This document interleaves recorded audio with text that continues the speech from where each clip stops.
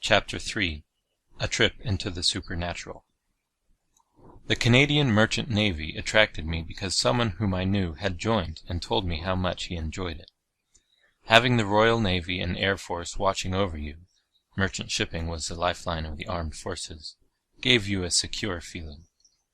For 2.5 years I worked in the engine rooms of the various ships I was assigned to, most of the time as a fireman. I can remember coming on watch and saying to myself, "I hope no torpedo slams into these boilers while I stand here." A number of men whom I knew perished at sea. That merchant navy experience served to harden me more against God and man. Good jobs were hard to find in Montreal after the war, because thousands of discharged servicemen swarmed the city looking for employment. I decided to learn a trade, something I could enjoy doing that would have some creativity to it. I didn't want a job just for the sake of earning a living, so I decided to take my time and make sure that when I decided on a particular choice, I would really enjoy it. Meanwhile, to occupy time, I accepted a job at the Windsor bowling alleys located on St. Catherine Street West. At the time, it was one of the nicest places in Montreal for that type of amusement. I was assistant to the manager of the billiard room. The work wasn't hard, I met a lot of people, and it was a good pastime. I had not been employed there long when an old buddy I had sailed with at the beginning of my merchant navy experience came walking in. Delighted to find that both of us were still alive, we had dinner together that evening and talked about many things. One topic that my friend Roland spoke about with great enthusiasm was his new interest in the supernatural. He told me how fortunate he was in having become acquainted with a group of people who were members of a society that communicated with the dead. The spiritualist medium had Roland talk with his father, who had died when he was only 10 years old. His father's spirit had given him much advice about the future. While it was interesting to hear Roland's experiences with the supernatural, they gave me a weird feeling. Then he asked me whether I would be interested in attending one of their seances. "Maybe the medium could have you talk to the spirit of your dead mother. You would like that, wouldn't you?" His enthusiasm abated some when he realized that I was so shocked that I could not answer. After a few seconds of silence, he continued, "You wouldn't be afraid of talking to the departed soul of your dead mother, would you?" Somehow I managed to say that I wouldn't, but I would like a little time to consider it, having never thought about such a thing before. He looked me straight in the eyes and said, "Morneau, you're afraid. I can tell by the way you look at me. It's written all over your face. Man, you have changed a lot since I saw you last. The Roger Morneau I knew was afraid of nothing. I recall the time when you and I were deckheads along with 6 other neophytes, and the first mate came to us and said he needed a volunteer to go up and paint the upper portion of the main mast the next day. 'Which one of you is willing to go up there?' he said. 'The height is not great, it's only 70 feet, but one has to have a lot of nerve once he has reached the top. He has to get off the board he sat on while being pulled up with a rope, and lie on his stomach across the top of the mast,' it was 2 feet in diameter, in order to paint on the opposite side. All of us were scared to death to go up there, and we were delighted to hear you tell the first mate that you would. Talk about courage, fellow, you had it. Now, tell me, you're not going to chicken out on coming with me to our next seance, are you?" After that little speech, I couldn't refuse. Suddenly I had to live up to the image of Roger Morneau being afraid of nothing. I was hooked. Thus, one Saturday evening, my friend and I found ourselves in a home where a visiting medium was to be an honored guest, and we were introduced to some of the others present. One couple in particular we felt honored to meet. The man was a professional entertainer, a jazz band leader currently in great demand. His band played in the most elegant night spots. Late that evening, after the seance concluded and some of the guests were prepared to leave, the band leader turned to his wife and said, "Honey, what do you say that we depart, as it's getting late?" At the moment, she was conversing with the medium, whom she found most interesting. "George, why don't you go home and get your rest?" she replied, "and I'll stay a little while longer and have the Bellingers drive me home." He agreed with her suggestion and proceeded out of the house, just as Roland and I left. Once outside, George turned to us and said, "You fellows driving?" "No, we're going to take the streetcar about 2 blocks from here," I said. "I'll be glad to drive you there. Jump in." During the evening the subject had come up that both of us had been in the merchant navy during the war. The spirit medium had conjured the supposed spirit of one of Roland's co-workers who had perished when the ship they were on sank. As we entered George's automobile, he began to ask about the dangers of our work during the war. But in no time at all we had reached our destination. He then made a suggestion. "What do you say that we go to a restaurant and have a bite to eat, and at the same time you could tell me about your adventures during the war? They fascinate me. It would be my treat. Then I'll drive you home." George drove to St. Catherine Street West, an area known by the natives as the gourmet restaurant section of Montreal. Suddenly he steered his deluxe Lincoln into a narrow drive leading to the rear of one of his favorite eating spots, then left the car parked behind a black Cadillac, saying, "Joe is here. He's the owner of the place, a fine fellow." When we entered the place, a hostess informed us that we would have to wait in the lounge until a table became available. As we headed there, Joe spotted George from quite a distance away and came over to greet him. Informed that we were waiting for a table, Joe stated that we wouldn't have to. A telephone call a couple of minutes earlier had just canceled the reserved table. It was ours for the taking. We followed the owner, who removed the reserved sign from the table and sat us down. The cocktail waitress came over and took our order for drinks. She said that we might have to wait a little longer than usual for our food to reach us because the place was filled to over capacity.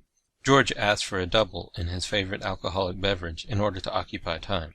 Then we answered his questions about the merchant navy and talked of our interest and activities with the supernatural. A fair amount of time elapsed until our food came, and we consumed a second order of drinks. It put George in a talkative mood, which in turn made him willing to tell us many things that I doubt he would have mentioned under normal circumstances. For instance, I asked whether he would tell us a little about how he became so famous in his profession. "I don't mind at all," he said. "As a matter of fact, I'll tell you the real and true reason of my success, something my wife doesn't even know about, but you must promise to keep it in strict confidence." We assured him that whatever he mentioned would remain a secret. "You fellows know anything about demon worship?" "I don't," I answered. "Why do you ask?" Without answering my question, he inquired, "How long have you fellows been involved with sorcery?" "George, I don't understand what you're getting at. What do you mean?" "What I mean to say is, how long have you been pretending to hold communication with the dead?" "Not very long for me," I replied. "I see where you guys have a lot to learn when it comes to the supernatural. You're both wasting your time by going to those spiritualistic seances. Don't get me wrong, they have their place. They're a good pastime for women in that they receive some comfort from thinking that they're getting guidance in their lives through some departed loved one. You see, the reason I attended the seance this evening was just to make my wife happy. I go with her a couple of times a year to make her feel that I'm concerned with her interests. That's the only reason. What she doesn't know is that I have learned to go to the very source of that power, where a person can get real action. Demon worship, that is." Of all that he had said to us, one sentence stood out in my mind. "George, would you clarify the question you asked us a little while ago? How long have you been pretending to hold communication with the dead? What do you mean by the word pretending?" He smiled, glanced at his watch, and said, "It's too late to explain that one tonight, but let me tell you this, you have not been talking with the dead." Then he went back to discussing his personal success. "You see, for years it seemed I was a failure in organizing and maintaining my own jazz band. Then I was fortunate enough to be introduced to demon worship, and by that great power I have obtained everything I had always wanted. Of course, I had to become acquainted with certain rituals that I needed to perform before the spirits began to work things out in my behalf." His face lit up with a big smile. "From that day on, it was instant success for me and my band. Recognition came to us overnight. Without any effort on our part, we were discovered, though we had been there all the time, and heralded as one of the great bands in our field. Somehow the news media got all excited about us. We became the talk of the town. The leading people of the radio world discussed us, and in no time we reached the top." George took another sip from his glass, a puff from his cigarette, and continued, "We have been in constant demand ever since. Money flows in. Our fees are the highest in the industry. People like to dance to our music. In reality, the spirits take control of us, or in other words, possess us, energize us, and in turn we pass the influence on to the people. They like what they get and keep returning for more of the same. Leaning back and lighting another cigarette, he chuckled a little and said, "You guys have got to hear this. I had an interview on radio about a month ago, and I really enjoyed myself. There were 6 of the top people of the radio world from Montreal and Toronto conversing with me. Everything I said seemed to fascinate them. In fact, I was amazed over my instant responses. Never had I been so witty in my life, and I enjoyed the attention they gave me. It almost reached a state of worship. In addition, they were trying to figure me out, and when we parted they still hadn't succeeded." Looking at his watch once more, he said, "Fellows, it's getting very late. What do you say that we get rolling for home?" Waiting to get his check, George commented, "That success of mine is easy to figure out once a person understands the mighty power of the spirits and the process involved in getting that power to working for you." Amazed at what he had told us, Roland and I asked him to tell us more about it as we drove home. "I feel impressed to tell you of my experience because I believe you're looking for something powerful to benefit your lives, and I know that you will not find it by attending seances such as the one you were at this evening. Let me put it to you this way. Why do you want to play in the little leagues when you can be in the majors?" My friend then asked him to tell us how to get into the major leagues of the spirit world. "You two are truly brave young men," George said, "and have done a lot for our country. Now I'm going to do something great for you. I will arrange to have you both attend our next spirit worship assembly." Then George, glancing from side to side, an air of indecision about him, finally said, "There is one point I want to assure myself of. I presume you have no reverence for Christ in your life. Am I right? The reason I ask is that we can't have anyone there who has any loyalty to the Christian God, as it could be disastrous." We both assured him that we had blasphemed God and gone past the point of no return. "I became aware of that fact this evening," he continued, "in that the conjured spirits seemed to favor you two above all the people present there. I hope that my question did not offend you. I had to ask it just to make doubly sure that you guys are okay." Although I was somewhat reluctant to attend a gathering of demon worshippers, my friend Roland had no hesitation in doing so. He reasoned that since we were going to hell anyway to burn throughout eternity, we might as well get acquainted with some of the folks before we arrived. I assumed that George might never contact us again, since he had been drunk when he made the invitation, and in the morning probably would not even remember half of what he had said the night before.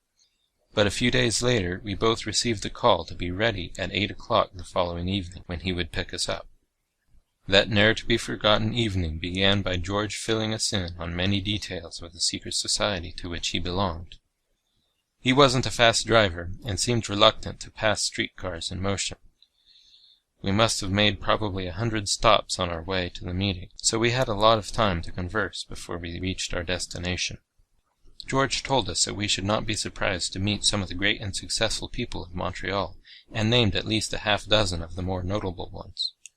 His statement surprised me in that I had already concluded that we would meet a group of tough-looking characters.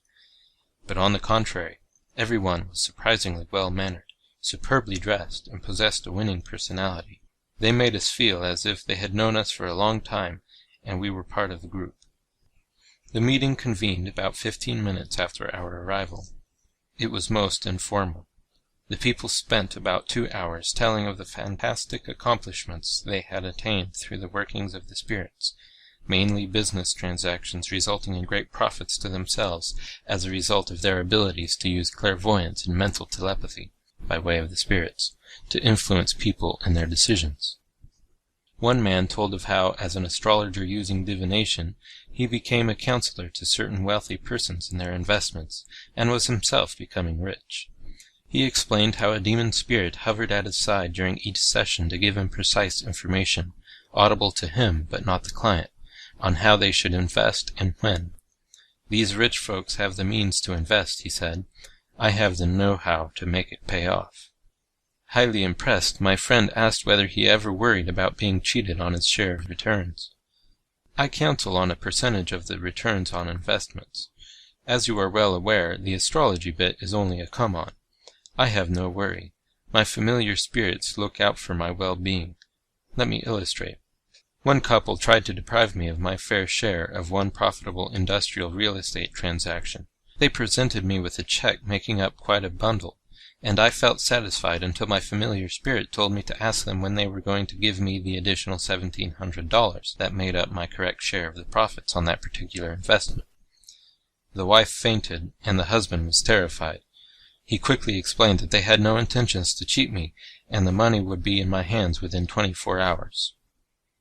After each success story, the individual would always praise or give credit to a particular spirit by name, and many times referred to the spirit as Lord of his life. During the time I was involved with demon worshippers, I observed that in their testimonies of how the spirits had worked for them, they often referred to a demon as Lord God. For instance, one would say, "It was wonderful to see the Lord God Beelzebub's power exhibited in my behalf on such and such a day." Or someone would ask, "Sam, how have you been since I saw you last?" The reply would be, "Real fine, thank you. The gods have really benefited my life in wonderful ways." That evening one individual impressed me greatly. A medical doctor, he explained how the spirits had given him great hypnotic and healing powers, including the ability to take away pain and to stop bleeding in wounds and severe cuts.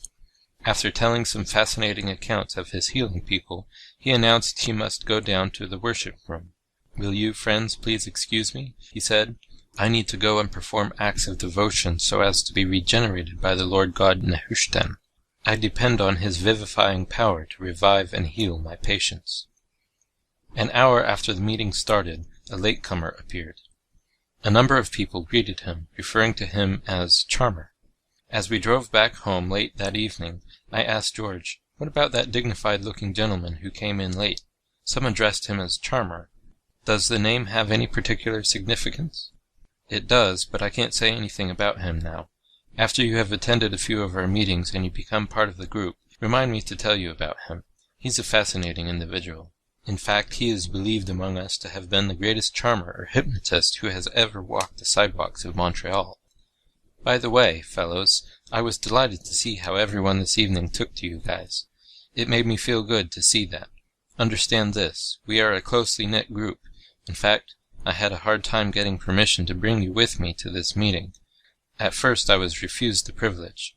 Then, through the working of a spirit counselor appearing to our leader on vacation in the USA, I received a phone call giving me the okay, and the way opened for you to associate with us and eventually become members of our society.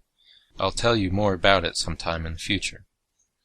I felt somewhat uncomfortable when I heard George assuming that I was going to become one of them, but the whole thing overjoyed Roland. After a few visits, George said, "I'll have you come downstairs to see our worship room. I think you will find it quite impressive. However, it will not be possible for you to visit the worship room of the gods until the Satanist priest is present, and only then after receiving the approval of the spirits." The meeting had taken place in a private home, a luxurious Montreal residence.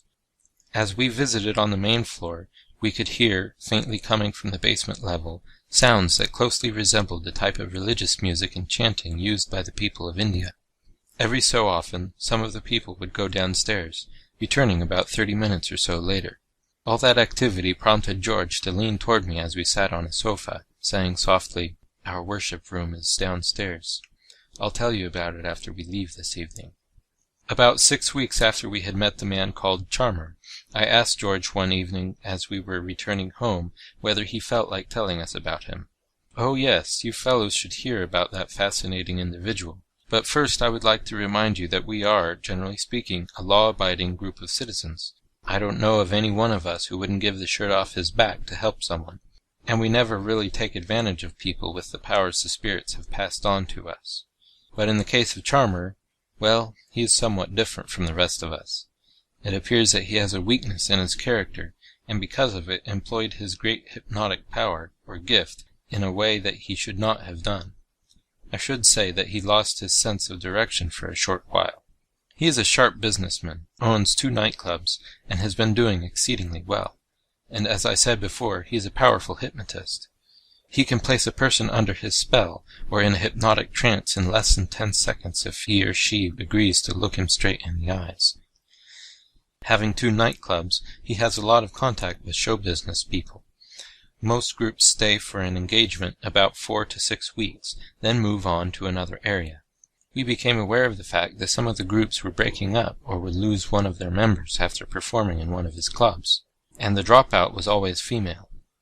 About 6 months ago, the Montreal Vice Squad raided a plush house of prostitution where all the girls consisted of former nightclub entertainers, and every one of them had worked for him.